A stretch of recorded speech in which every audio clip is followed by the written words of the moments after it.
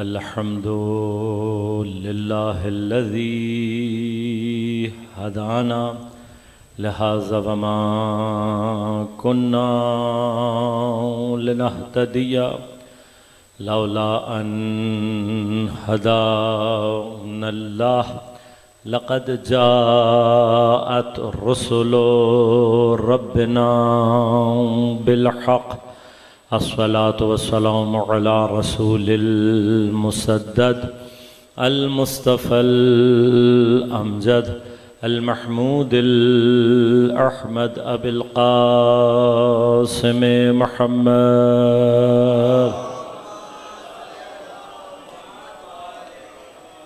والصلاة والسلام على أسد الله الغالب غالب على كل غالب علي بن أبي طالب والصلاة والسلام على سيدة المعصومة المظلومة الطاهرة البتول بضعة الرسول فاطمة الزهراء سيدة نساء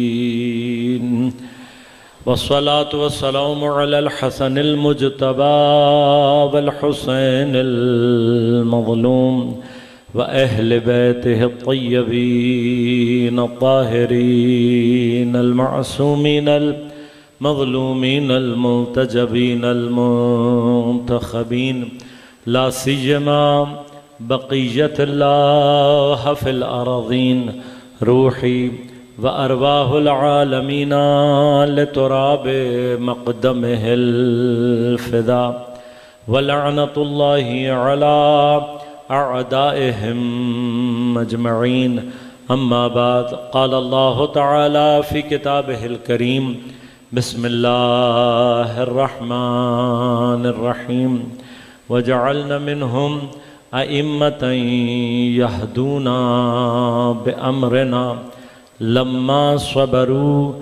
وكانوا بآياتنا يوقنون صلوات اللهم صل على محمد وعجل فرج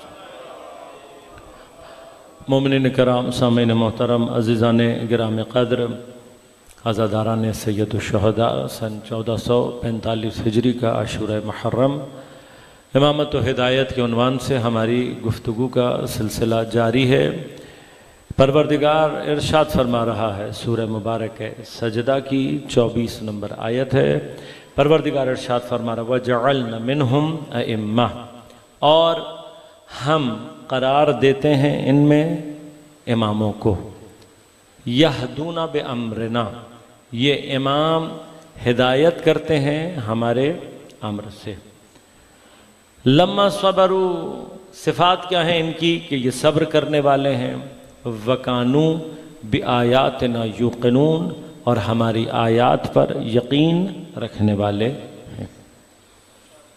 آپ کی خدمت میں عرض کیا کہ پیغمبر اکرم صلی اللہ علیہ وآلہ وسلم کے بعد، آپ کے دنیا سے پردہ فرمانے کے بعد مسلمانوں کے درمیان ایک بڑا اختلاف جو پیدا ہوا اور آج تک باقی ہے، وہ کیا ہے کہ پیغمبر کے بعد امامت امت مسلمہ، ان کے امور کی ریاست، ان کے امور کی حکومت اور ولایت، اس کو ہونا ہے، یہ سب مانتے ہیں، لیکن کیسے ہونے میں اختلاف۔ ایک بڑا طبقہ اس نے یہ کہا کہ جی پیغمبر کے بعد یہ کام امت کی ذمہ داری ہے، اور اسی بنا پر سلسلہ خلافت کو جاری کیا گیا۔ کل میں نے آپ کی خدمت میں کچھ سوالات پیش کیے جس کا خلاصہ یہ ہے کہ اگر ہم آپ کی ساری جتنے بھی ادلہ مان لیں، ہم مان لیتے ہیں، تو پھر آخری جواب یہ ہے کہ اگر یہی نظام اسلام کا حقیقی نظام ہے اور یہ خلیفہ کا اور امام کا ہونا اتنا ضروری واجب ہے کہ اگر امام نہ ہوا اور اس کو نہ پہچانا تو امت جاہلیت کی موت مرنا یہ سلسلہ اس کے لیے لازم آ جائے گا. بھائی جب امام ہی نہیں ہوگا تو پہچانے گا کون؟ اب جب نہیں ہوگا اور نہیں پہچانے گا تو پیغمبر کی حدیث کہ جس نے نہیں پہچانا مات میتۃ الجاہلیہ. اب اگر اختتام جاہلیت اور کفر پر ہو رہا ہے تو پھر ساری زندگی کا دین، ساری زندگی کا اسلام، ساری زندگی کے سجدے، ساری زندگی کے روزے، ساری زندگی کی عبادت سب ضائع. اگر انسان کا اختتام اور اس کی موت کفر پر ہو رہی ہے تو باقی دین کا کوئی فائدہ نہیں. دین تو وہی ہے. اصل جو بات بحث ہے کیا ہے کہ بھئی ہمارا خاتمہ بالخیر ہونا چاہیے. اصل تو مقام یہ ہے. ہم نے اسی لیے یہ ساری ابحاث یہی ہیں. کوشش انسان کی اپنی زندگی میں کیا ہوتا ہے کہ کم از کم موت کے وقت مسلمان ہو، موت کے وقت ایمان کے ساتھ جائے، تاکہ قیامت کے دن مسلمان مرے گا، دنیا سے مسلمان جائے گا تو حساب کتاب کا مرحلہ ہے. اگر نہیں جائے گا، کافر گیا دنیا سے، تو پھر سیدھا جہنم. اب یہ جو کفر کی موت ہے، اس پر مرنے سے لوگوں کو بچانے کے، یعنی اپنا خاتمہ بالخیر کرنے کے لیے آپ نے 1300 سال تک خلافت کو چلایا، جیسی بھی چلی چلائی. اب ہمارا سوال یہ ہے کہ جس خلافت کے نام پر آپ شیعوں کو اتنی بری طرح سے قتل بھی کر رہے ہیں کہ جی تم مانتے نہیں ہو اس سلسلے کو، اسی لیے مارا جا رہا ہے نا بھئی. ہمیں قتل کیوں کیا جا رہا ہے کہ بھئی تم ہمارے والے خلافت کے نظام کو نہیں مانتے. ہمیں قتل بھی اسی پر کیا گیا، ہمیں کافر بھی اسی بنا پر کہا گیا. ہمیں تو کہہ رہے ہو کافر. 100 سال سے خلیفہ کون ہے؟ 100 سال سے امام کون ہے؟ چلو 1400 سال کی بات تو گئی نا پیچھے، اب ان کو چھوڑو. ماتا میتۃ الجاہلیہ کی جو قید ہے، امامہ زمانے ہی، جس نے اپنے زمانے کے امام کو نہ پہچانا. تو اب 100 سال سے تمہارا زمانے کا امام کون ہے؟ بھئی اگر کوئی ہے تو لے آؤ، نہیں ہے تو بنا لو. اگر ہے تو دکھا دو، بتا دو، نہیں ہے تو بنا لو. اور اگر نہ بنا سکتے ہو نہ دکھا سکتے ہو تو پھر یہ سوچو کہ تم کس کی حمایت کر رہے ہو، تم کہاں کھڑے ہو، تمہارا مسئلہ کیا ہے. لہذا اب ہم اس کے مقابلے پر یہ کہتے ہیں کہ کچھ دیر کے لیے صحیح. دیکھیے بحث نہیں ہے، میں نے کل بھی عرض کیا تھا کہ یہ بحث علمی ہے. آپ نے بات کہی، ہم نے مان لی. اب جو ہمارے جواب ہیں، سوال ہیں، اس کے جواب دے دیں. اور اگر دوسرا مرحلہ تھوڑی دیر کے لیے آپ ہماری بات مان لیں. ہماری بات کیا ہے؟ دیکھیے ہم آپ کو خدا نہ خواستہ کسی گمراہی اور ضلالت کی طرف تو نہیں بلا رہے. ہمارا اور آپ کا جھگڑا کیا ہے؟ آپ کہہ رہے ہیں ہم بنائیں گے، ہم کہہ رہے ہیں خدا بنائے گا. اب اگر مسلمان ہو 2 منٹ کے لیے ہی صحیح، ایک مرحلے کے لیے صحیح، تھوڑی سی دیر کے لیے فرض کر لو کہ ہم صحیح ہیں. بھئی ہمیں فرض تو کر سکتے ہو نا، فرض کر لو کہ ہم صحیح ہیں، فرض کر لو کہ ہم صحیح ہیں. تو تم جس طرف بلا رہے ہو وہ تمہارا بنایا ہوا ہے، ہم جس کی طرف بلا رہے ہیں وہ خدا کا بنایا ہوا ہے. اگر ہم صحیح ہیں تو یہ سوچو تم مخالفت کس کی کر رہے ہوگے؟ پھر وہ نظام. تو تھوڑی سی دیر کے لیے تمام عالم اسلام کو پیغام ہمارا یہ ہے، بھئی تھوڑی سی دیر کے لیے یہ تصور کر لو کہ اگر ہم شیعہ صحیح کہہ رہے ہیں اور امام اور خلیفہ بنانا خدا کا کام ہے اور تم نے انکار کر دیا، تو کس کا انکار کیا؟ خدا کے بنائے ہوئے کا کیا. بھئی ہمارے اوپر زیادہ سے زیادہ الزام کیا آئے گا؟ انسانوں کے بنائے ہوئے کی مخالفت کی. اور کل میں نے آپ کی خدمت میں عرض کر دیا، حتی صحابہ کبار میں بہت سارے اصحاب ایسے تھے کہ جنہوں نے قبول نہیں کیا. زیادہ سے زیادہ ہمارے اوپر کیا اگر قدغن لگے گی؟ ہم کہیں گے بھئی شبہ کا شکار تھے اور شبہ کے شکار کو خدا معاف کر دیتا ہے. تو ہماری تو چھوٹ ہے، لیکن اگر تم خدا کے بنائے ہوئے کے منکر ہو رہے ہو تو پھر خود فیصلہ کر لو کس صف میں کھڑے ہو. لہٰذا اب یہاں سے ہم شروع کر رہے ہیں وہ ادلہ کہ جو آپ ہم سے مانگتے ہیں کہ آیا یہ خلیفہ، یہ امام، یہ بادشاہ، حتیٰ بادشاہ یہ بنانا قرآن نے کہا ہے یا نہیں، کہ کس کا کام ہے یا نہیں. تو انشاءاللہ آئندہ کی گفتگو میں نے عرض کی آپ کی خدمت میں. اسی مرحلہ کیا ہے؟ بنانا. اب پہلا، اب چاہے خلیفہ ہو، چاہے امام ہو، چاہے بادشاہ، ابھی خلقت انسانیہ کا آغاز ہو رہا ہے. ابھی اللہ نے آدم کا پتلا بنایا نہیں ہے. ہاں ابھی صرف بات چل رہی ہے. پتلا بعد میں بنا، مجسمہ یا بدن بعد میں بنا، بعد میں بننے کے بعد آگے کے مرحلے آئے. لیکن ابھی جب یہ سلسلہ ہو رہا تھا، زمین پر حضرت آدم کو بھیجا نہیں گیا، ساری کاروائی آسمان کی ہی چل رہی. وہاں پر پروردگار عالم اپنے ملائکہ کو آواز دے کر ارشاد فرماتا ہے. اب یہ قرآن میں وہ پہلا مقام ہے. میں نے پھر عرض کیا چاہے خلیفہ کا ہو، چاہے امام کا ہو، چاہے بادشاہ، لیکن انسانیت کے آغاز میں ہی پروردگار کسی کو بنا رہا ہے۔ ابھی انسانیت کا سلسلہ شروع نہیں ہوا، ابھی انسان زمین پر نہیں آئے۔ خدا کیا کہہ رہا ہے؟ اذ قال ربک للملائکہ، سورہ مبارکہ بقرہ کی 30 نمبر سے لے کر تقریباً 5 یا 6 آیات ہیں جو مسلسل اس واقعے کو بیان کرے۔ بالکل قرآن کا بالکل ابتدا ہے، ہر کسی جس نے کم از کم پہلا پارہ بھی پڑھا ہوتا ہے اس کے علم میں بھی یہ آیات موجود ہیں۔ کیا کہا قرآن نے؟ اذ قال، کس سے کہہ رہا ہے پروردگار؟ اذ قال، یہ از کا مخاطب کون ہے؟ از کا، یہ انگلش کا از نہیں ہے، یہ عربی کا از ہے۔ اس از کا کیا معنی ہے عربی کے؟ اردو میں ترجمہ کریں گے بنے گا جب۔ جب کہاں تیرے پروردگار نے ملائکہ سے۔ اب دیکھ اور کیجئے گا، ہماری اردو زبان کا بھی آپ کی بھی زبان میں انشاءاللہ یہ اصول ہوگا کہ جب آپ جب کہتے ہیں تو اس جب کے پیچھے کوئی نہ کوئی کب ہوتا ہے۔ اب میں آپ سے کہوں جب میرے بیٹے نے میٹرک کیا، آپ کہیں گے مولانا مجھے کیا پتا آپ کے بیٹے نے میٹرک کیا، پتہ نہیں آپ کا بیٹا ہے یا نہیں، میٹرک اس نے کیا بھی یا نہیں کیا۔ بھئی جب آپ کو پتا ہوگا، یعنی کب کا معلوم ہوگا، تب میں آپ سے کہوں گا نا جب میرے بیٹے نے میٹرک کیا، تو بس آپ کو پتا ہونا چاہیے کہ میرا بیٹا ہے، آپ کو پتا ہونا چاہیے کہ اس نے میٹرک کیا، اندازاً سال کا بھی آپ کو معلوم ہونا چاہیے۔ تو میں آپ کو کہوں گا جب میرے بیٹے نے میٹرک کیا، پس جب یہ جب کہا جاتا ہے تو مخاطب کو معلوم ہونا چاہیے، مخاطب کو معلوم ہونا چاہیے۔ اب یہ اللہ تعالیٰ کس سے جب کہہ رہا ہے؟ یہ مجھ سے اور آپ سے تو نہیں کہہ رہا، یہ جب اللہ کہہ رہا ہے اپنے حبیب سے۔ اور حبیب سے کیا کہہ رہا ہے؟ لہذا غور کیجئے گا، بعض آپ تراجم جا کر دیکھیں گے تو ترجمے میں آپ کو الفاظ اس انداز سے ملیں گے، اے حبیب وہ وقت یاد کرو جب تمہارے پروردگار نے کہا۔ اب غور کیجئے گا، قرآن میں کئی مقامات ایسے ہیں کہ جہاں پر پروردگار عالم نے پیغمبر کو اس طریقے سے کہہ کر مخاطب کیا۔ بعض مقاطب پر اس کہہ کر کہا، بعض جگہوں پر کیا کہا؟ علم ترا، اے میرے حبیب کیا تم نے نہیں دیکھا؟ مشہور ترین سورہ جو آپ کے ذہن میں موجود ہوگی، الم تر کیف فعل ربک باصحاب الفیل، اے میرے حبیب کیا تم نے نہیں دیکھا ہم نے ہاتھی والوں کے ساتھ کیا سلوک کیا۔ اب یہ الم ترا کہہ رہا ہے، کیا تم نے نہیں دیکھا؟ یہ دیکھنے سے کیا مراد ہے یہاں پر؟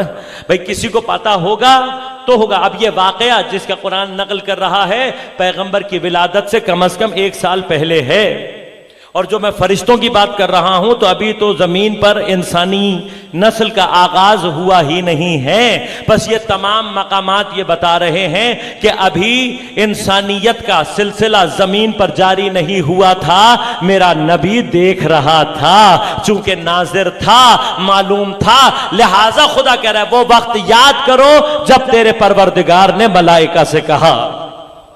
اور اسی کی تائید پیغمبر کی اس حدیث سے ہوتی ہے جہاں پہ فرمایا کنت نبیا وآدم بین الماء والطین، میں اس وقت بھی نبی تھا جب آدم آب و گل کے درمیان تھے۔ اب نبی تھے تو پروردگار یاد دلا رہا ہے، میرے حبیب وہ وقت یاد کرو جب ہم آدم کو آب و گل کے درمیان رکھے ہوئے، ابھی بن رہا ہے آدم، اور خدا ارشاد فرما رہا ہے کیا؟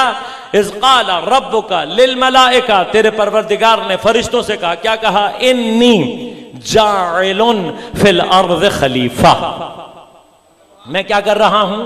میں زمین پر بنانے والا ہوں کیا؟ فرشتہ۔ کیا بنا رہا ہوں؟ خلیفہ زمین پر۔ فرشتوں سے کہا میں کیا بنانے جا رہا ہوں؟ خلیفہ بنانے جا رہا ہوں۔ یہ جو جاعل کا لفظ ہے یہ اس میں فاعل ہے۔ دیکھیے ہمارے ہاں اردو زبان میں کچھ مشکلات ہیں، ہم نے کنٹینیوس ٹینس اور اس میں فاعل بعض اوقات مکس کر دیتے ہیں ہم۔ مثلا آپ یہ کہیں کہ میں کہیں جا رہے ہوں تو آپ کہیں گے میں جانے والا ہوں، میں جانے والا ہوں۔ یہ جانے والا کا مطلب کیا ہوتا ہے کہ میں ابھی نزدیک وقت میں جلد ہی چلا جاؤں گا۔ کھانا سامنے رکھا ہوا ہے، آپ نے کھایا نہیں ہے، پوچھے گا، آپ کہیں گے میں کھانا کھانے والا ہوں، یعنی بس ابھی فوراً ہی کھانا مطلب مستقبل نزدیک کے لیے استعمال کیا جاتا ہے، جبکہ اصل میں یہ اسم فاعل کا، اصل میں اسم فاعل کا ترجمہ ہے جاعل، بنانے والا، جس کا کام ہے بنانا، کاتب، جس کا کام ہے لکھنا۔ تو اب اللہ نے ابھی انسانوں کو زمین پر بھیجا نہیں ہے، انسانیت کا سلسلہ شروع ہوا نہیں ہے، پہلے ہی مرحلے میں اللہ نے سمجھا دیا خلیفہ جب بھی کہیں پر کیسا بھی ہوگا، بنانے والا میں ہوں۔ انی جاعل، میرا کام ہے بنانا. بس اللہ نے واضح کر دیا کہ کام کس کا ہے؟ بنانا اللہ کا. اب خلیفہ جب بھی کہیں پر بھی ہوگا بنائے گا کون؟ اللہ. اب جب بنائے گا تو بناتے وقت کوئی معیار اس نے رکھا یا نہیں؟ اتفاقاً یہ مرحلہ بھی خود بخود سامنے آ گیا، خدا نے بیان کر دیا انی جاعل، میں بناؤں گا. بس جب بھی خلیفہ بنے گا کون بنائے گا؟ خدا. خدا بنائے گا. انی جاعل، میں بناؤں گا. اب میں جب بنا رہا ہوں تو پھر کیا ہوا کہ میں بنا رہا ہوں خلیفہ. کس کو بنا رہا ہوں؟ آدم کو. انی جاعل فی الارض خلیفہ. فرشتے دیکھ رہے تھے. اب یہ جو خلافت اللہ کا مقام ہے یہ یقیناً ایک باعظمت مقام ہے. خلافت اللہ کوئی چھوٹا مقام نہیں ہے. لیکن کبھی غور کیا آپ نے کہ خلیفہ جس کو کہا جاتا ہے یہ ہوتا کیا ہے؟ کیونکہ ایک بحث ہے ہمارے ہاں، عام طور پر نہیں کی جاتی، اس کی وجہ سے کچھ کنفیوژن آ جاتی ہیں. خلیفہ کا لفظ عربی میں کہاں استعمال ہوتا ہے؟ خلف کہا جاتا ہے بنیادی طور پر پیچھے کو. من خلفہم، پیچھے. لیکن پیچھے سے مراد کیا ہے؟ کون سا پیچھے؟ عربی میں خلف اس پیچھے کو کہتے ہیں کہ جہاں پر آگے اور پیچھے والے کے درمیان کوئی فاصلہ نہ ہو. کوئی فاصلہ نہ ہو تب لفظ خلف استعمال کیا جاتا ہے. اور جہاں یہ والا خلف مراد ہو اسی سے لفظ اختلاف نکلتا ہے. ہمارے ہاں عام طور پر اختلاف کا معنی کیا کیا جاتا ہے؟ لڑائی اور جھگڑا. لیکن اختلاف کا معنی ہر جگہ لڑائی اور جھگڑا عربی میں نہیں ہوتا. اگر خلف سے لیا جائے تو پھر مراد کیا ہوتی ہے؟ ایک کے بعد ایک آنا. لہٰذا قرآن کی وہ آیت جو کہتی ہے، اللہ تعالیٰ نے آیت رکھی ہے، اپنی نشانی رکھی ہے، اختلاف اللیل والنہار. اللہ کی آیت کس میں ہے؟ زمین رات اور دن کے اختلاف میں. اب یہ رات اور دن کا جو اختلاف ہے اس کے مراد ان کے درمیان میں لڑائی جھگڑا نہیں ہے، بلکہ مراد کیا ہے؟ زمین، یعنی زمین کے اوپر کیا کیفیت ہے؟ رات اور دن ایک دوسرے کے پیچھے آتے ہیں. کیسے؟ ایسے آتے ہیں کہ جیسے ہی رات جگہ چھوڑتی ہے دن اس کی جگہ پر ہوتا ہے، اور جیسے ہی دن جگہ چھوڑتا ہے تو رات اس کی جگہ پر بلا فاصلہ موجود ہوتی ہے. بس یہ جو اختلاف کا معنی ہے وہ لڑائی جھگڑا نہیں ہے. اختلاف اللیل والنہار سے مراد کیا ہے؟ دن اور رات کا بلا فاصلہ ایک دوسرے کے پیچھے آنا. ایک جاتا ہے دوسرا اس کی جگہ موجود ہوتا ہے. اس طرح سے آنے جانے کو کیا کہتے ہیں؟ اختلاف. یہ جملہ اگر یہاں لفظ سمجھ میں آ گیا تو ایک مقام پر اور عرض کرتا چلوں پھر تیزی سے آگے بڑھوں گا. یہی لفظ اختلاف امام استعمال کر رہے ہیں. کہاں؟ ولید کے دربار میں جب بیعت کے لیے بلایا گیا، جو خطبہ امام نے دیا، وہاں جب خطبہ امام نے دیا تو اپنا جب تعارف کرایا تو امام نے کیا کہا کہ میں کون ہوں؟ میں وہ ہوں کہ جو نبوت کا گھر ہے، اہل بیت الوحی. میں کون ہوں؟ معدن الرسالہ. ہم کون ہیں؟ جو رسالت کی کان ہے. پھر کیا کہا؟ میں کون ہوں؟ ہم کون ہیں؟ کہا ہم ہیں مختلف الملائکہ. مختلف الملائکہ کیا؟ مختلف کہتے ہیں مکان اختلاف ملائکہ. اب یہاں پر مراد یہ نہیں ہے کہ ہم زمین پر وہ مکان ہیں کہ جس پر آ کر فرشتے جھگڑا کرتے ہیں. نہیں، مکان اختلاف ملائکہ سے مراد کیا ہے؟ ہم زمین پر وہ ہیں کہ ہمارے پاس ایک فرشتہ ابھی آ کر گیا نہیں ہوتا، دوسرا اس کے پیچھے کھڑا ہوتا ہے. فرشتوں کا آنا جانا کس طریقے سے؟ اختلاف کی کیفیت کے ساتھ. یعنی کہ ایک فرشتہ ابھی ہمارے پاس سے آ کر جاتا نہیں ہے، دوسرا بلا فاصل پیچھے کھڑا ہوتا ہے. لہذا خلف بیٹے کے لیے استعمال کیا جاتا ہے. کیوں؟ اس لیے کہ جیسے ہی باپ جگہ چھوڑتا ہے بیٹا بلا فاصل اس کی جگہ پر کھڑا ہوتا ہے. اب یہ جو لفظ خلیفہ ہے اس کو اگر اردو میں ترجمہ کیا جائے تو لفظ ہوتا ہے نائب. اور بھی زیادہ اچھی اردو میں ترجمہ کریں تو کہلاتا ہے قائم مقام. خلیفہ کا معنی کیا ہوتا ہے اردو میں؟ قائم مقام. اب قائم مقام کیا ہوتا ہے؟ غور کیجئے گا، یہ ہمارے اور آپ کی یہاں بات سمجھ میں آ جائے گی، بہت ساری بحثیں خود بخود سمجھ میں آ جائیں گی. خلیفہ کیا ہوتا ہے؟ اصل کے پیچھے ہوتا ہے. کرتا کیا ہے؟ قائم مقام. نائب کیا کرتا ہے؟ دو کام. جیسے ہی اصل جائے گا خود بخود اس کی جگہ پر آ جائے گا، خود بخود آئے گا. خود بخود آتا ہے، لانا نہیں پڑتا. جس کو لانا پڑ جائے وہ قائم مقام نہیں ہوا کرتا. جس کو لانا پڑ جائے وہ قائم مقام نہیں ہوا کرتا. پھر جب آتا ہے تو کیا کرتا ہے؟ صرف آتا نہیں ہے بلکہ اس کی ذمہ داریوں اور اس کے کاموں کو انجام دیتا ہے. اب دیکھیے کامن مسئلہ ہے یہ ہمارے اور آپ کے عام طور پر عقلی مسائل ہیں جو ہمیں روزمرہ پیش آتے ہیں. جب ہم انتخابات میں صدر کا انتخاب کرتے ہیں تو قائم مقام صدر کا بھی انتخاب کر لیتے ہیں. وزیر اعظم کا کرتے ہیں تو قائم مقام وزیر اعظم کا بھی خود بخود انتخاب اسی وقت ہوتا ہے. کیوں ہوتا ہے بھئی؟ یہ بھی تو ہو سکتا ہے کہ جب صدر کہیں جائے تو جانے کے بعد جب کہیں چلا جائے تو پھر ہم کوئی نائب تلاش کریں، نائب صدر، تب ہم کوئی قائم مقام صدر بنا لیں. اس کے بعد وزیر اعظم کہیں جائے تو جانے کے بعد ہم کیا کریں؟ کسی کو اس کے پیچھے بنا لیں. بھئی یہ ہو سکتا ہے یا نہیں؟ لیکن عام طور پر نہیں ہوتا. کیوں نہیں ہوتا؟ وہ کہتے ہیں بھائی چونکہ آپ چاہتے ہیں کہ آپ کے امور بغیر کسی خلل کے چلتے رہیں، اس کے اندر کوئی فاصلہ پیدا نہ ہو، مسائل ایجاد نہ ہو، تو عقل کا تقاضا کیا ہے؟ عقل کا تقاضا یہ ہے کہ اصل کے ساتھ ساتھ ہی خلیفہ ہونا چاہیے، اس کی موجودگی میں ہونا چاہیے. یہ کیوں موجودگی میں ہونا چاہیے؟ کہ بھائی کچھ بھی ہو جائے، خدا نخواستہ ایمرجنسی ہو جائے، فوت ہو جائے، تو بنانا نہیں پڑے گا، بنانا نہیں پڑے گا، خود بخود کیا ہوگا؟ موجود ہوگا. اگر کسی ملک کے دورے پر چلا گیا تو آپ ہر دورے پر جب جائے گا تو آپ ہر دفعہ الیکشن کرو گے؟ نہیں. کہ بھئی ایک دفعہ بنا دیا ہے، جتنی مرتبہ جائے گا تو یہ پہلے سے موجود ہوگا. بس اس کا مطلب کیا ہوا؟ اس کا مطلب یہ ہوا کہ نائب اور خلیفہ اصل کی زندگی میں بننا چاہیے.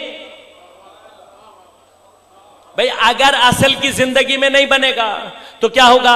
ایک مرحلہ یہ بھی ہوگا کہ دونوں کے درمیان فاصلہ آ جائے گا. اگر فاصلہ آ جائے تو پھر لفظ خلیفہ صدق نہیں کرتا، خلف کا مادہ صدق ہی وہاں کرتا ہے. اصل جائے بلا فاصلہ، پیچھے دوسرا موجود ہو. اگر فاصلہ آ جائے تو پھر خلف کا مادہ استعمال نہیں ہوتا. جیسے رات اور دن کے آنے جانے میں کوئی فاصلہ نہیں، جس طرح سے باپ اور بیٹے کے درمیان کوئی فاصلہ نہیں. تو اب خلیفہ کا رول ہی یہ ہے، اصل ہٹے گا، خلیفہ کو خود بخود موجود ہونا چاہیے. اب یہ خود موجود ہونے کے لیے ضروری کیا ہے؟ ضروری یہ ہے کہ یہ اسی کی زندگی میں موجود ہو. تو اب اگر پیغمبر کے بعد کسی کو خلیفہ بنانا ہے تو دیکھو کہ پیغمبر نے زندگی میں کس کو بنایا، زندگی میں کس کو بنایا. اب جس کو پیغمبر کے بعد بنا رہے ہو، اگر تمہیں 1 گھنٹہ لگ جائے، 2 گھنٹے لگ جائیں، 3 دن لگ جائیں، تو جو بنے گا، جو بھی بنے گا، خلیفہ نہیں کہلا سکتا اصطلاحاً. اصطلاح میں کب ہوگا؟ جب بلا فاصلہ. یہ بلا فاصلہ کب ہوگا؟ جب پیغمبر کی زندگی میں بنا ہو. دوسری بات کیا؟ خلیفہ وہ ہوتا ہے جو اصل کی جگہ پر آ کر صرف بیٹھتا نہیں ہے. مقصد یہ نہیں ہوتا کہ صدر جیسے ہی جائے تو نائب صدر بھاگتا ہوا آیا اس کی آگے کرسی پر بیٹھ جائے. وزیر اعظم صاحب جیسے دورہ کرنے گئے، نائب وزیر اعظم دوڑتے ہوئے آ کر ان کے کمرے میں بیٹھ جاتے ہیں. نہیں، کمرے میں نہیں بیٹھتا. اس کو پتا ہوتا ہے کرسی پر بیٹھنے سے کوئی نائب نہیں بنتا، کرسیاں نہیں بناتی نائب. اصل کیا ہوتی ہے؟ وہ اتھارٹی ہوتی ہے، وہ کام ہوتا ہے. یعنی کیا ہوتا ہے؟ جیسے ہی اصل جاتا ہے آٹومیٹیکلی سارے اختیارات نائب کے پاس آ جاتے ہیں، پھر وہ اس کو چلاتا ہے. اب اگر تم رسالت کے لیے نائب تلاش کر رہے ہو تو پھر وہ ایسا ہونا چاہیے کہ جو پیغمبر کے جاتے ہی صرف اس کی جگہ پر نہ آئے، بلکہ جو کار رسالت کو اسی اتھارٹی کے ساتھ جاری کر سکے جس اتھارٹی کے ساتھ پیغمبر جاری کیا کرتے تھے.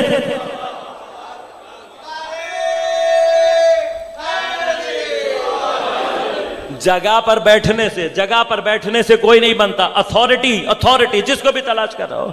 اب ایک مشکل سوال بھی کر دوں تھوڑا سا. یہ بتائیے، یہاں تک تو سمجھ میں آ گیا، پیغمبر کا جانا بھی سمجھ میں آ گیا، ہر چیز کا جانا آنا سمجھ میں آ گیا. خدا کون سی جگہ خالی کرتا ہے جس کے لیے اس کو خلیفہ کی ضرورت ہے؟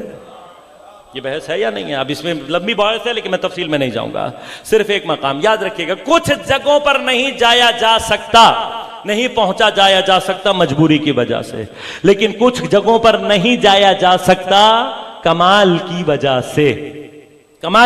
سے. بھئی ایک ہی آفس میں سیکٹری کی کرسی بھی رکھی ہوتی ہے، چپراسی کی بھی رکھی ہوتی ہے، چپراسی سیکرٹری کی کرسی پر نہیں بیٹھ سکتا، کیوں؟ اہلیت نہیں رکھتا، طاقت نہیں ہے، اس کی صلاحیت نہیں رکھتا. لیکن سیکرٹری چپراسی کی کرسی پہ نہیں بیٹھ سکتا، کیوں؟ یہاں مسئلہ اہلیت کا نہیں ہے، یہ اس کے مقام کی عظمت ہے. اب خدا عام بندوں سے خود رابطہ پیدا نہیں کر سکتا، کیوں؟ بندوں کی اوقات نہیں ہے خدا سے مستقیماً رابطہ پیدا کر سکے. تو بندوں سے رابطے کے لیے خدا کو اس مقام پر خلیفہ چاہیے. پس اب جو ہونا چاہیے خلیفہ وہ ہونا چاہیے جو عبد اور رب کے درمیان رابطے کا باعث بن سکے. ایسا ہونا چاہیے جو عبد اور رب کے درمیان رابطہ بن سکے. اس لیے اللہ نے خلیفہ کی اناؤنسمنٹ کر دی. اب یہ مقام خلافت اللہ ہی اس اعتبار سے ایک باعظمت مقام ہے. لہذا جب فرشتوں نے اس باعظمت مقام کو دیکھا تو ایک مرتبہ انہوں نے درخواست ڈال دی. اور یہ حق ہے بندوں کا، یہ حق ہے اور یہ ان کی عبودیت، ان کی بندگی کا ایک خلوص کا اظہار ہے کہ وہ چاہیں کہ وہ مقام خلافت اللہ، اتنا بڑا مقام ہے. آرزو رکھنا دل میں بری بات نہیں ہے. تو انہوں نے کہا بھی ہم بھی اپلیکیشن ڈال دیتے ہیں. تو انہوں نے اپلیکیشن ڈالی، لیکن اپلیکیشن ڈالتے ہوئے کیا کہا کہ اتجعل فیہا، پروردگار تو اس کو بنائے گا کیوں بھائی، اس میں کیا پرابلم ہے؟ من یفسد فی الارض، یہ زمین میں فساد کرے گا، ویسفک الدماء، اور یہ خون بہائے گا. ابھی ایک بحث ہے، یہاں پہ بحثیں طولانی ہو سکتی ہیں لیکن میں بہت مختصر کروں گا کیونکہ ہمارے موضوع سے مرتبط رہے بات. فرشتوں کو کیسے پتہ لگا؟ ابھی تو انسان بنا نہیں، ابھی تو زمین پر آیا نہیں. تو جب آیا نہیں، خون بہایا نہیں، تو پتہ کیسے لگا؟ کچھ نے کہا بھئی پہلے جنوں کو دی تھی تو انہوں نے بھی کیا تھا. تو بھئی جنوں نے کیا ہوگا، انسانوں سے کیا تعلق ہے؟ کوئی ربط نہیں ہے. جرم اس نے کیا، سزا ہمیں دے رہے ہو، یہ تو نہیں ہوتا. تو ابھی تو انسان آیا نہیں، کیسے کہہ دیا ابھی نہیں آئے تھے؟ تب کسی نے نہیں کہا کہ فرشتوں کو علم غیب ہے. بھئی ابھی تو نہیں ہوا نا. فرشتے کہہ رہے ہیں نا کچھ، کیا کہہ رہے ہیں؟ کہہ رہے ہیں یہ اس کو بنائے، یہ زمین پہ جا کے کیا کرے گا؟ فساد. زمین پر کیا کرے گا؟ خون بہائے گا. تو ابھی تو انسان بنے نہیں، زمین پر آئے نہیں، تو فرشتوں کو کیسے پتہ لگ گیا؟ تو اب یہاں کسی مولوی نے آ کر نہیں کہا کہ فرشتوں کو علم غیب کہاں سے ہوا. کسی نے اعتراض کیا ہم نبی کے بارے میں کہہ دیں تو پیٹ میں درد ہونے لگتا ہے، فرشتوں کے بارے میں بھئی فرشتے بھی تو پہلے بتا رہے ہیں نا. پس یاد رکھیے گا علم الغیب تمہاری اوقات کے مطابق بات کر رہا ہوں. کچھ چیزیں ایسی ہوتی ہیں کہ جن کو حالات کو دیکھتے ہوئے بھی بتایا جا سکتا ہے کہ کیا ہونے والا ہے. جس کا علم جتنا ہوگا، جس کی نگاہ جتنی ہوتی جائے گی، کم علم کے مقابلے میں اس کا علم غیب ہی کہلاتا ہے. بہت سارے مقامات ہیں، کبھی موقع رہا انشاءاللہ علم الغیب پر بحث کریں گے تو تفصیل سے بات کریں گے. لیکن ابھی مسئلہ کیا ہے؟ فرشتوں نے کہا کیا فرشتوں کا اعتراض غلط تھا؟ نہیں، صحیح تھا، لیکن ابھی تو کیا نہیں. تو وجہ کیا ہے عزیزوں؟ وجہ یہ ہے کہ فرشتے چونکہ اس خلقت کے پروسیس میں ساتھ تھے. انہوں نے دیکھا کہ اللہ نے انی خالق بشرا من طین، میں مٹی سے بنا رہا ہوں، وَإِذَا سَوَّيْتُهُ وَنَفَخْتُ فِيهِ مِنْ رُوحِي، اور دیکھو جب میں اس کو بنا لوں، اس کو بیلنس فارم میں لے آؤں، اس کا پتلا بنا لوں، مجسمہ بنا دوں، وَنَفَخْتُ فِيهِ مِنْ رُوحِي، اور اس کے اندر اپنی روح میں سے پھونکوں. تب فرشتوں کے لیے اتنی آبزرویشن کافی تھی. وہ روح قدسی الہی کہ جسے خدا اپنی جانب نسبت دے رہا ہے، روحی، میں اپنی روح میں سے، انسان کی روح کی سب سے بڑی عظمت یہ ہے کہ خدا نے اس کو اپنی طرف نسبت دی. اے روح قدسی الہی کی نسبت رکھنے والی روح جب خاک کے محدود پنجرے میں آتی ہے تو اگر اس کی صحیح معنی میں تربیت نہ ہو، اس کی صحیح ہدایت نہ ہو، تو صرف اور صرف فساد کرے گا اور خون بہائے گا. یہ انسانی کی طبیعت ہے. یعنی کیا؟ یہ روح جو اس مادے کے پنجرے میں قید کر دی گئی ہے، اگر صحیح ہدایت مل جائے اور صحیح تربیت ہو جائے تو اتنی بلند ہوتی ہے کہ فرشتوں کو پیچھے چھوڑ دیتی ہے. اس مرحلے پر جانے کے لیے جو ہادی چاہیے وہ معصوم ہونا چاہیے. لہذا وہ جانتے تھے کہ یہ جو کیفیت تنازع ہے، اللہ نے جو روح دے دی وہ روح وہ ہے جو لا متناہی کو درک کرتی ہے، لا محدود کو درک کرتی ہے، اور اس کو جو جسم اللہ نے دیا ہے، جو دنیا دے رہا ہے، وہ محدود ہے۔ اب جو محدود میں لا محدود کی خواہش رکھتا ہو، اس کا نتیجہ اس وقت تک تنازع، فساد اور خون کی صورت میں نکلے گا جب تک کہ وہ اپنی طلب کو مادے کی محدودیت سے نکال کر کائنات کی لامحدود ذات خدا کی طرف نہیں لے کر جائے گا۔ جب تک انسان کی طلب میں خدا نہیں ہے، انسان کا مطلوب جب تک خدا نہ ہو، انسان کو کبھی بھی سکون نہیں مل سکتا۔ لہذا فرشتے جانتے تھے کہ اگر انسان نے اس طلب میں ذرا سی غلطی کی تو پھر کیا ہوگا؟ تنازع، پھر کیا ہوگا؟ فساد۔ اب انہوں نے اعتراض کیا، اعتراض صحیح تھا، لہذا خدا نے رد نہیں کیا۔ جب خدا نے رد نہیں کیا اعتراض، تو انہوں نے پھر اپنا معیار پیش کر دیا۔ نحن نسبح بحمدک ونقدس لک، پروردگار ہم ہیں جو تیری تسبیح کرتے ہیں، ہم ہیں جو تیری تقدیس کرتے ہیں، ہم ہیں جو تیری عبادت کرتے ہیں، تجھے اگر عبادت ہی چاہیے تو ہم ہیں۔ اب یہ جو فرشتوں نے معیار پیش کیا، یہ معیار کوئی معمولی معیار نہیں ہے، یہ کوئی معمولی معیار نہیں ہے۔ انشاءاللہ کبھی تسبیح پر بحث رہی تو تفصیل سرچ کروں گا کہ یہاں تو خدا نے رد کر دیا نا بھی فرشتوں کو۔ انہوں نے کہا نحن نسبح بحمدک ونقدس لک، اے خدا ہم تیری تسبیح کرتے ہیں، حمد کے ساتھ تیری تقدیس کرتے ہیں۔ خدا نے کہا انی اعلم ما لا تعلمون، جو میں جانتا ہوں وہ تم رد کر دیا۔ یہاں تو فرشتوں کو رد کر دیا، لیکن سورہ مبارکہ حجر کی آخری آیتوں میں پروردگار پیغمبر سے کیا کہہ رہا ہے؟ اے میرے حبیب فسبح بحمد ربک وکن من الساجدین، اے میرے حبیب اپنے پروردگار کی تسبیح کرو حمد کے ساتھ، کن من الساجدین، اور سجدہ گزاروں میں سے ہو جا۔ پروردگار، یہ کیا بات؟ جب فرشتوں نے کہا ہم تسبیح کرتے ہیں تو رد کر دی، اور اب اپنے حبیب سے دوبارہ کہہ رہا ہے تسبیح کر۔ انہوں نے کہا ہم تقدیس کریں گے، تو نے رد کر دیا، اب کہہ رہا ہے کہ سجدہ کر۔ تو اگر یہی چاہیے تھا تو فرشتوں سے مانگ لیتا، بس اس کا مطلب یہ ہوا انسان کی تسبیح اور ہے، فرشتے کی تسبیح اور ہے۔ اس کی تفصیل انشاءاللہ کبھی موقع رہا تو عرض کروں گا۔ ابھی بحث کیا کہ انہوں نے اپنا معیار پیش کیا، اللہ نے رد کر دیا، لیکن کیا کہہ کے رد کیا؟ کہ انی عالم ما لا تعلم، جو میں جانتا ہوں وہ تم۔ بھئی فرشتے شاگرد ہیں اللہ کے بارگاہ کے یا نہیں؟ حتماً ہے۔ تو شاگردوں کو یہ جواب تو نہیں دیا جاتا۔ جب شاگرد کسی استاد سے سوال کرتے ہیں تو استاد یہ کہے گا کہ جو مجھے پتا ہے وہ تمہیں نہیں پتا، تو شاگرد کیا کہے گا؟ کہے گا یہ تو مجھے بھی پتا ہے۔ بھئی آپ تو استاد ہیں، آپ ہی کو پتا ہوگا، آپ سے پوچھنے ہی اسی لیے آئیں کہ آپ کو پتا ہے، ہمیں نہیں پتا۔ اب جواب میں یہ کہنا، بس یاد رکھیے گا یہ شان صرف پروردگار کی ہے۔ کیوں؟ اس لیے کہ اس کا علم لامحدود ہے۔ وہ جب یہ کہتا ہے میں جانتا ہوں تم نہیں جانتے، تو اس کا علم کا اس کے لیے یہ چیز زیبا ہے۔ عالم اگر جواب نہیں بھی دینا چاہتا، عالم کے لیے یہ زیبا نہیں ہے کہ جب اس سے کوئی سوال پوچھے تو وہ جواب میں یہ کہے کہ تم مجھے بتاؤ گے، مجھ سے پوچھ رہے ہو امامہ میں نے پہنا ہوا ہے یا تم نے پہنا ہوا ہے؟ نہیں، یہ عالم کے لیے زیبا نہیں ہے۔ عالم اگر اس وقت جواب نہیں دینا چاہتا تو کہے بھئی بعد میں پوچھ لینا، ابھی نہیں بعد میں پوچھ لینا۔ اور پوچھنے والے کے لیے بھی کیا ضروری ہے؟ اگر عالم جواب نہیں دے رہا تو بدگمانی پیدا نہ کرے۔ لیکن ادب کا تقاضا کیا ہے؟ ادب کا تقاضا یہ ہے کہ جب فرشتوں کو اللہ تعالیٰ نے کہا نا انی اعلم ما لا تعلمون، تو چونکہ ادب بارگاہ پروردگار سے واقف تھے، انہیں پتا تھا کہ پروردگار کو معلوم تو ہے، لیکن یہ جملہ یہ بتا رہا ہے کہ پروردگار ابھی بتانا نہیں چاہتا، ابھی نہیں بتانا چاہتا۔ لہذا چونکہ مؤدب تھے، لہذا عزیزان من ادب یاد رکھے گا، اطاعت، عبادت، تسلیم، ان تمام مقامات کا مقدمہ ادب ہے۔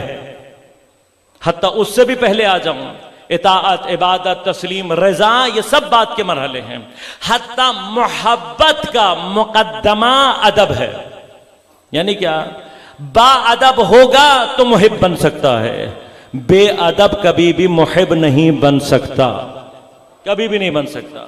لہذا ہمارے ہاں آج کل جو تھوڑا بہت فلسفہ زیادہ پڑھ لیتے ہیں، ان کے ساتھ یہ مسائل پیدا ہو جاتے ہیں۔ آ کر بچوں پر اعتراض کرتے ہیں، بھئی یہ علم کو کیوں چومتے ہیں، یہ دروازوں کی دہلیزوں کو کیوں چومتے ہیں، یہ ذوالجناح کو کیوں چومتے ہیں، یہ تابوت کا اتنا احترام کیوں کرتے ہیں، یہ نظر کا اتنا احترام کیوں کرتے ہیں، یہ فلاں کا اتنا احترام کیوں کرتے ہیں؟ بھائی یہ سارے کے سارے آداب ہیں، یہ ادب ہے، یہ با ادب ہے، یہ تو کہیں پہنچ جائے گا، بے ادب کہیں نہیں پہنچتا۔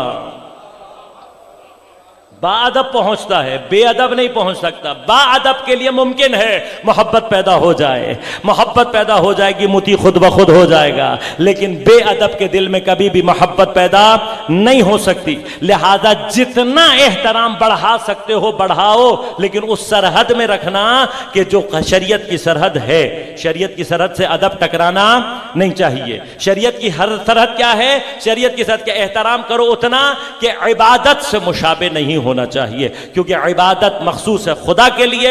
لہذا جتنا احترام کر سکتے ہو اہل بیت کا، ان سے منسوب چیزوں کا احترام ضرور کرو، لیکن حد کیا ہے؟ وہ کام نہ کرو کہ جو عبادت سے مشابہ ہو جائے۔ اہل بیت نے بھی ہم سے یہ نہیں چاہا، لہذا اب با ادب تھے، چپ ہو گئے، لیکن جواب تو نہیں ہے، جواب تو نہیں ہے نا، اللہ نے جواب نہیں دیا۔ پھر کیا کہا؟ وَعَلَّمَ آدَمَ الْأَسْمَاءَ كُلَّهَا، پھر ہم نے کیا کیا؟ ہم نے آدم کو الاسماء سارے کے سارے تعلیم کر دیے۔ میں نے الاسماء کا ترجمہ نہیں کیا، الاسماء کلھا سارے کے سارے الاسماء کی تعلیم ہم نے آدم کو دے دی۔ ثم عرضهم على الملائکہ، اور اس کے بعد ہم نے کیا کیا؟ ہم نے ان ہم کو ملائکہ کے اوپر پیش کیا۔ میں نے ابھی ہم کا بھی ترجمہ نہیں کیا، ہم کا ترجمہ انہیں ہم نے کیا کیا؟ الاسماء جو تھے انہیں ہم نے پیش کر دیا، کس کے اوپر؟ ملائکہ پہ۔ فقالا، پھر ہم نے فرشتوں سے کہا انبئونی باسماء ہؤلاء ان کنتم صادقین۔ اس کے بعد ہم نے فرشتوں سے کہا کہ بھائی ان ہؤلاء کے نام بتاؤ اگر تم سچوں میں سے ہو۔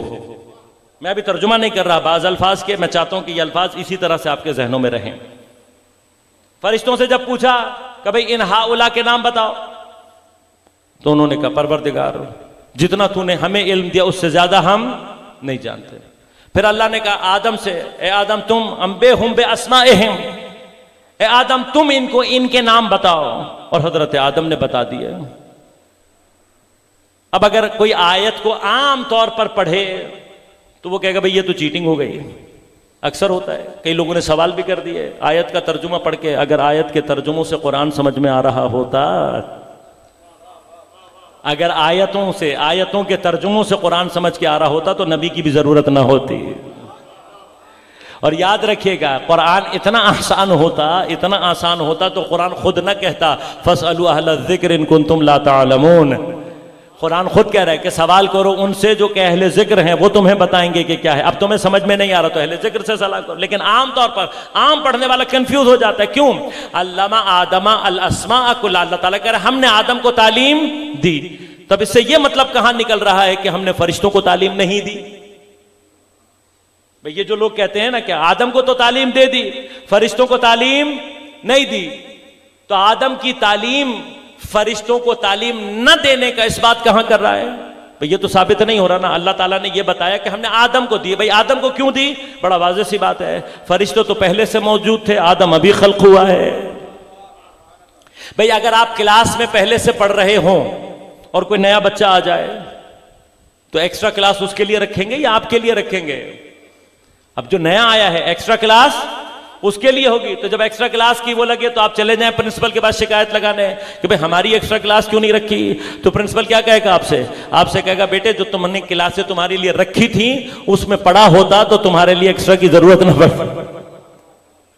یہ چونکہ کلاس میں نہیں تھا، ابھی آیا ہے، اس لیے اس کے لیے ایکسٹرا کلاس رکھی ہے۔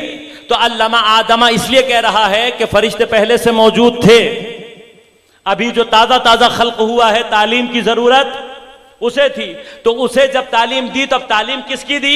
یہ میں تھوڑا سا آج مقدمہ بناؤں گا اور کل پھر آپ کی خدمت میں انشاءاللہ تفصیل سے عرض کروں گا کہ پھر ہوا کیا۔ آدم کو جو تعلیم کی گئی وہ کیا ہے؟ الاسماء کلھا۔ اسماء اس میں جمع ہے، الف لام کے ساتھ آیا۔ الف لام یا معرفہ کے لیے استعمال ہوتا ہے، یا اگر آ جائے جمع کے اوپر تو پھر کل کے معنی دیتا ہے۔ مثلا قرآن نے کہا الانسان، انسان کیا ہے؟ انسان لفظ ہے جو کہ گروہ کے اوپر دلالت کرتا ہے. الانسان جب جنس کے اوپر دلالت کرتا ہے، الف لام اس کے ساتھ آ گیا تو کیا بنے گا؟ سارے کے سارے انسان. ملائکہ جمع کا لفظ ہے، الملائکہ کہا جائے تو سارے کے سارے ملائکہ. لہذا جب کہا جاتا ہے تنزل الملائکہ تو کہ ہم شب قدر میں کیا کرتے ہیں؟ سارے ملائکہ کو نازل کرتے ہیں. تو پوچھا جاتا ہے بھئی یہ سارے ملائکہ کہاں سے کہا آپ نے؟ ہم نے کہا لفظ ملائکہ جمع ہے، الف لام کے ساتھ آئے گا تو کیا معنی دے گا؟ سارے ملائکہ. لیکن اگر کہیں پر جمع کے اوپر الف لام آیا ہو اور اس کے بعد دوبارہ کل آ جائے، یعنی ایک دفعہ کیا کہا جائے؟ الملائکہ، پھر کہا جائے کل، تو الملائکہ بھی کل معنی دے رہا ہے اور کل بھی کل کا معنی دے رہا ہے، تو ایک کل اضافی ہو جاتا ہے. لہذا علماء کہتے ہیں کہیں پر اگر یہ ترکیب ہو، کل بعد میں آیا ہوا ہو، تو الف لام جم کے معنی نہیں دیتا، خاص کے معنی دیتا ہے. الاسماء کلہا، ہم نے تعلیم کی آدم کو الاسماء کل کے کل. اب اگر کل آ گیا تو اس کا مطلب کیا ہے؟ الاسماء سے مراد سارے نام نہیں ہیں بلکہ کیا ہیں؟ خاص نام ہیں. تب ترجمہ کیا ہوا؟ اب ترجمہ یہ ہوا کہ ہم نے آدم کو تمام خاص ناموں کی تعلیم دے دی. یہ سمجھنے کی ضرورت ہے تاکہ ہمیں یہ پتہ لگے کہ وہاں مقابلہ کیا ہوا تھا، کس چیز کا اللہ تعالیٰ نے کمپٹیشن، کس چیز کا مقابلہ کروایا تھا. الاسماء خاص نام، کلہا سارے کے سارے، یعنی پھر ان الاسماء میں سے کوئی نام چھوڑا نہیں، سارے کے سارے جو الاسماء تھے وہ تعلیم کر دیے. ثم عرضهم علی الملائکہ، پھر ہم نے یہ جتنے بھی الاسماء تھے ان کو پیش کیا ملائکہ کے اوپر. اب تمام عربی قواعد آپ اٹھا کر دیکھ لیں، ہم کی ضمیر جب استعمال کی جاتی ہے تو جس کی طرف یہ ضمیر پلٹ رہی ہے اس کے اندر دو خاصیتیں ہونی چاہیے. ایک وہ زندہ ہونی چاہیے، دوسری صاحب عقل ہونی چاہیے. اگر زندہ نہ ہو تب بھی ہم کی ضمیر نہیں پلٹتی، اگر صاحب عقل نہ ہو تب بھی نہیں پلٹتی. لہٰذا زمینوں اور آسمانوں کی طرف ہم کی ضمیر نہیں پلٹے گی، کیوں؟ زندہ نہیں ہے. جانوروں کی طرف ہم کی ضمیر نہیں پلٹے گی، کیوں؟ عاقل نہیں ہے. لہذا ہم کی ضمیر عربی قواعد کے اعتبار سے جب پلٹے گی تو کون مراد ہوں گے؟ وہ جو کہ زندہ بھی ہوں اور عاقل بھی ہوں. اب اگر آپ کو آیت یہاں تک سمجھ میں آ گئی تو اب میں ترجمہ بدل رہا ہوں، ترجمہ پیش کر رہا ہوں، غور کیجئے گا. ہم نے علم آدم الاسماء کلہا، ہم نے خاص نام سارے کے سارے آدم کو تعلیم کیے. ثم عرضهم علی الملائکہ، پھر ہم نے وہ الاسماء جو زندہ بھی تھے، صاحب عقل بھی تھے، ان کو پیش کیا فرشتوں کے اوپر. اور پھر ہم نے فرشتوں سے کہا انبئونی باسماء ہؤلاء، ان ہؤلاء کے نام بتاؤ ان کنتم صادقین، اگر تم سچوں میں سے ہو. میں نے کل کی گفتگو کے لیے پورا مقدمہ بنا دیا، کل میں گفتگو یہیں سے شروع کروں گا کہ یہ الاسماء کون ہیں. اب آپ کو یاد رہنا چاہیے کل تک، کیا الاسماء کون ہیں؟ خاص نام ہیں. سارے کے سارے الاسماء، سارے کے سارے جتنے بھی خاص نام ہیں سب یہ کون ہیں؟ یہ زندہ بھی ہیں اور صاحبان عقل بھی ہیں. تیسری مرحلہ کیا؟ جب ان کو فرشتوں کے اوپر پیش کیا گیا تو فرشتے ان کے نام نہیں بتا سکے. خدا نے ان کو کس نام سے پکارا؟ خدا نے پکارا ہؤلاء کے نام سے. ہؤلاء، ان کے نام بتاؤ. تب مجھے اس واقعے سے کچھ چیزیں سمجھ میں آ گئی. نمبر ایک، یہ جو ہؤلاء تھے، یہ جو ہؤلاء تھے یہ عام لوگ نہیں تھے، یہ خاص تھے. یہ کچھ خاص ذوات مقدسہ ہیں، خاص ہیں. ان کے سب کے نام اللہ نے آدم کو تعلیم کی. اس کا مطلب فرشتوں کو بھی پہلے سے پتا تھے. بھئی جو خاص ہوگا اس کا نام فرشتوں کو کیسے نہیں پتا ہوگا؟ پس ان کے نام فرشتوں کو ان کو نام پتا تھے. لیکن جب یہ جمع ہو کر آئے ہیں فرشتوں کے پاس تو پھر فرشتے ان کے نام پہچان نہیں سکے. ثم عرضهم علی الملائکہ، ہم نے ان کو پیش کیا ملائکہ کے اوپر تو پہچان نہیں سکے. پس مجھے بس اس واقعے سے اتنی سی اطلاع مل گئی، کیا؟ کہ یہ الاسماء خاص نام تھے، یہ زندہ بھی تھے، عاقل بھی تھے، عقل بھی رکھتے تھے. ان کو جب اللہ نے ملائکہ کے پر پیش کیا تو یہ جب جمع کی صورت میں فرشتوں کے سامنے آئے تو فرشتے نام نہیں بتا سکے. بس یہاں تک اگر ہم پہنچ گئے کہ یہ ہؤلاء ان کی کیفیت کیا ہے تو کل آپ کی خدمت میں عرض کروں گا کہ ہوا کیا اور پھر کیا صورتحال پیش آئی. خاص لوگ ہیں، خاصان خدا، جو کربلا میں موجود ہیں۔ آج 2 دن ہو گئے ہیں امام کو کربلا میں آئے ہو۔ لانے والا کربلا میں کون ہے؟ جناب حر۔ میں نے آپ کی خدمت میں عرض کیا تھا کہ حضرت کوفہ کی طرف جانا چاہتے تھے، حر کا لشکر نہیں جانے دیتا تھا، اسی کشمکش میں کربلا تک پہنچ گیا۔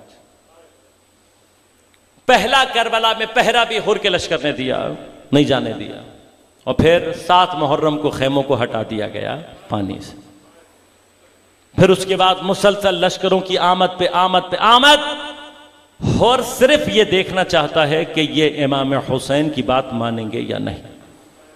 لیکن جب شب عاشور آ گئی تو پوری رات حر تڑپتا رہا۔ اس کے ساتھی کہتے ہیں ہم نے حر کو کبھی اتنی بے چینی میں نہیں دیکھا، یہاں تک کہ صبح عاشورہ نمودار ہو گئی۔ نماز فجر کے بعد مہاجر بن اوس کہتا ہے کہ میں نے جب حر کو دیکھا تو میں نے کہا حر، اگر مجھ سے کوئی کوفہ کے بہادروں کا نام پوچھے تو مجھ سے تیرا نام اسکپ نہیں ہوگا، میں تیرا نام بھولوں گا نہیں، تو اتنا بہادر ہے، لیکن آج تیرے چہرے کا رنگ کچھ اور بتا رہا ہے۔ حر نے کہا میں اپنے آپ کو دوزخ اور جنت کے درمیان دیکھ رہا ہوں اور مجھے سمجھ میں نہیں آ رہا۔ کچھ دیر کے بعد جناب حر اپنے بیٹے اور غلام کے ساتھ لشکر سے نکلے، اور پہلا انداز آپ کا ایسا تھا جیسے کوئی حملہ کرنے جا رہا ہو۔ لہذا بعض نے سمجھا کہ شاید حر امام حسین پر حملے کرنے میں پیش قدمی کرنا چاہتا ہے، لہذا سب دیکھتے رہے، ادھر سے بھی لوگ دیکھ رہے تھے۔ لیکن جیسے ہی یہ امام کے لشکر کے نزدیک آئے، حر نے اپنے گھوڑے کی رفتار کو کم کر لیا۔ کم کرنے کے بعد اپنی تلوار کے بند کو کھول دیا، تلوار گرانے کے بعد اپنی ڈھال کو الٹا کر دیا۔ ڈھال کو الٹا کرنے کے بعد حر نے اپنے ہاتھ اٹھا کر اپنے سر پر رکھ لیا، جیسے کوئی غلام کسی آقا کی خدمت میں آتا ہے۔ امام کے سپاہی دیکھ رہے تھے، امام بھی کھڑے ہوئے دیکھ رہے تھے۔ جب اس انداز سے آتے ہوئے دیکھا، امام نے کہا کوئی نہ روکے، آنے دے۔ حر مستقیماً امام حسین کی خدمت میں آیا اور آ کر کہتا ہے مولا میں وہ ہوں جس کی وجہ سے نبی کی بیٹیاں آج 3 دن سے بھوکی اور پیاسی۔ مولا میں وہ ہوں جس کی وجہ سے آج تیرے بچے 3 دن کے بھوکے اور پیاسے ہیں۔ مولا میں وہ خطا کار ہوں جس نے آپ کو نہ واپس جانے دیا نہ کوفہ جانے دیا۔ مولا مجھے یقین تھا کہ یہ شاید آپ کی بات مان لیں گے، لیکن مولا مجھے نہیں معلوم تھا کہ یہ آپ کے ساتھ یہ سلوک کریں گے۔ مولا میں ہوں جو آپ کے بچوں کے اوپر خوف و ہراس طاری کرنے کا باعث بنا ہوں۔ مولا میں ہوں جو اس حال تک آپ کو لے کر آیا ہوں۔ امام اتنی دیر حر کے ساتھ رہے تھے، امام نے حر کو نماز پڑھائی ہے، امام نے حر کو پانی پلایا ہے۔ واہ کرامت و سخاوت حسین! ایک مرتبہ جانتے ہیں امام حسین، لیکن امام نے حسین نے جب دیکھا نا، اس نے آ کر پوچھا کہا مولا کیا میری توبہ قبول ہو جائے گی؟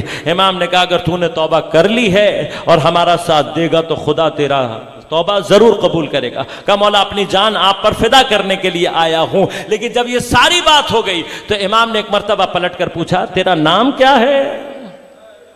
عرفاء کہتے ہیں کہ یہ مقام امام حسین کی سخاوت کی عروج کا مقام ہے۔ امام جانتے تھے یہ کون ہے، لیکن یہ پوچھ کر امام نے حر کو صرف یہ بتانا چاہا ہے تو صدقے دل سے ہمارے لیے توبہ کر لے تو ہم گنہگار حر کو پہچانتے بھی نہیں ہیں، تو صرف ایک مرتبہ توبہ کر کے ہماری طرف آ جا۔ میں کہوں گا مولا حسین ہم بھی تمہارے گارگاہ کے گنہگار ہیں، ایک نگاہ وہ کریمانہ جو تم نے حر پر ڈال کر حر بنا دیا، ایک نگاہ کریمانہ ہمارے اوپر بھی ڈال دو۔ امام نے پوچھا کون ہے؟ کہ مولا میں حر ہوں۔ کہاں تیری ماں نے تیرا نام حر رکھا، تو دنیا اور آخرت میں اور قیامت کے دن آگ سے بھی اسی طرح سے آزاد رہے گا۔ حر نے آ کر کہا مولا یہ سب کچھ میری وجہ سے ہوا ہے، میں اپنے گناہ کے جبران میں چاہتا ہوں، آپ سب سے پہلے مجھے اجازت دیں۔ امام نے کہا حر تجھے اختیار ہے، تو جو کرنا چاہتا ہے کر لے۔ حر نے کہا مولا میں پہلے خود نہیں جاؤں گا، میں پہلے اپنے بیٹے اور غلام کو بھیجوں گا۔ کیوں؟ اور کہا یہ جوان ہے، ہو سکتا ہے میری شہادت کے بعد اس کے دل میں کوئی تذبذب پیدا ہو جائے، یا دوسری بات یہ کہا مولا میں جانتا ہوں اب تمہارے بیٹے بھی شہید ہوں گے، اپنی زندگی میں اپنے بیٹے کا غم اٹھانا چاہتا ہوں۔ ایک مرتبہ بھیج دیا، جب ہور کا بیٹا گرا تو ہور کے بیٹے نے باپ کو آواز دی، جیسے ہی آواز دی ہور جانا چاہتے تھے، حسین نے ایک مرتبہ ہاتھ تھام کر پکڑ لیا اور کہا نہیں ہور تو نہیں جائے گا۔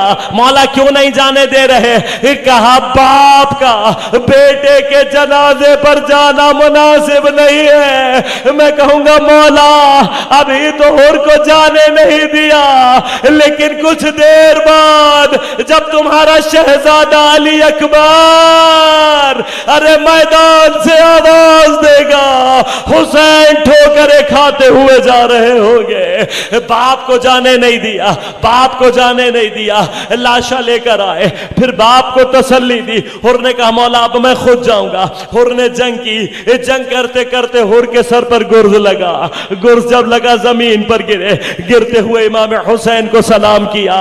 وہ چند ایک جنازے جن پر امام گئے ہیں ان میں سے ایک جنازہ ہر کا ہے۔ امام پہنچے، ہر کے پیشانی پر گرز لگا تھا، آنکھوں میں خون تھا۔ امام نے ہر کو سر اپنے زانو پر رکھا، اپنے دامن سے ہر کی آنکھوں کا خون صاف کیا، پوچھا ہر کوئی خواہش ہے؟ کہا مولا سر میں زخم لگا ہے، زخم کے خون سے آپ کی زیارت ممکن نہیں ہو رہی۔ امام نے ایک مرتبہ رومال نکالا، رومال نکال کر کہا ہور یہ رومال میری ماں زہرا کا رومال ہے، تیرے ماتھے پر باندھ رہا ہوں۔ انہوں نے کہا مولا کل جب میں آپ کی جدہ آپ کی والدہ کے پاس پہنچوں گا کیا وہ مجھے معاف کر دیں گی؟ کہا اور یہ رومال باندھ ہی اسی لیے رہا ہوں کہ یہ رومال لے کر جائے گا، میری جانب سے ضمانت ہے۔ میں کہوں گا اور تیرا نصیب اچھا ہے، حسین جیسا آقا موجود ہے، تیرے زخم پر اپنا رومال باندھ رہا ہے۔ ہائے حسین! ایک وقت وہ آیا جب حسین اکیلے تھے، کوئی پتھر مار رہا تھا، کوئی نیزہ مار رہا تھا۔ تاریخ نے لکھا کسی ملعون نے ایسا نیزہ مارا، حسین علیہ السلام کے گلے کے مقابل پا کر لگا۔ ابھی حسین اپنا خون روکنا چاہتے تھے، کسی نے پتھر مارا، حسین پتھر کو روکنا چاہتے تھے، کسی نے تیر مارا، ہاتھ حسین کا تیر سمیت سر میں پیوست۔